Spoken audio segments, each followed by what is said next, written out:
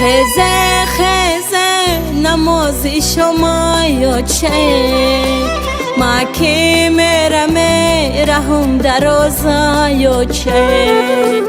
بیمار شدم چند ساله و چند روزه غم و دردی که سلیم درازا یا چه بیمار شدم چند ساله و چند روزه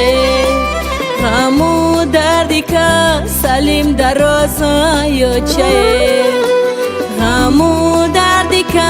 سلیم درازا یا چه دختر گویم از خوبش نخسته باشد میان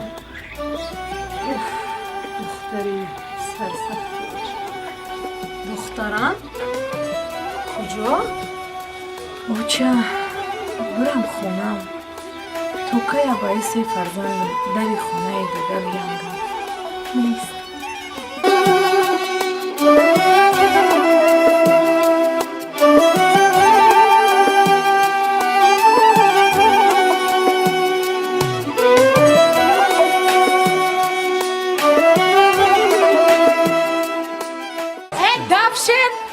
پیولا مشکست چی چشماتا سینیمم علا کردستی از دیداری اتا چت سر کردی بعد خانه آمدی دختر من در زندگی گفتم بچیم صبر و قناعت کن طاقت کن زندگی به پست و بلندی هست برای قیسینگلات اعتبار نده این هم خیلی زمانی شده که همه ینگه و قیسینگل روزی بخیلی میکنن باید فقط دخترم صبر کن ها اوچه با کلی تنالا و زالا کردی گودکاشا گیری ورف خانه اوچش نماندیش در خانه اوچش بسته او خانه ما نازو بازشم میبرداره ها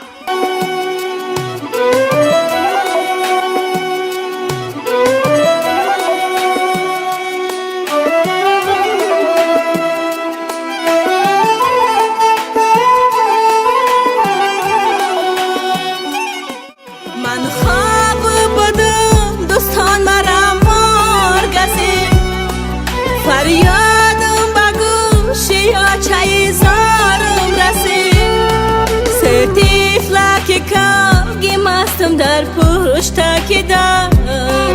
از تقدیری پس سرم به دیوار رسید سه تیفلک کاغی مستم در پشت که دار از تقدیری سخت سرم به دیوار رسید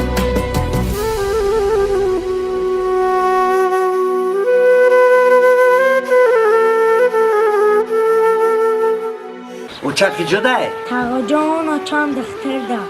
دختر دای؟ همی کیو ندای قباش اولاد اجدادش میآید خیلی گیره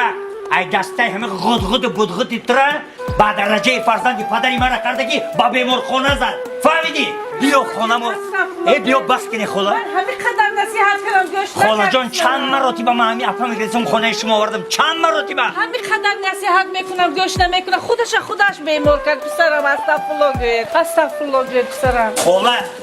یا خیلی آدم در ناخونی فرزند زوره صدقه همی خیلی فرزند شود یک گوش هاتی کای فای زباد رکچه آمدن و رفتن برای آچه ای آچه جان محبتت بماره در کنجی بمار خانه به چشمی چاره ای آچه جان محبتت بماره در کنجی بمار خانه به چشمی چاره کرتای سفید چیلچه دارم آچه مویهای دراز خیمچه دارم آچه مردم ها میگن چی ای داره دخترت ای بوم همینای که سالی زارم آچه مردم ها میگن چی ای داره دخترت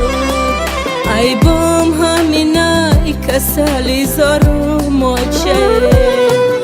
ای بوم همینای که سالی زارم آچه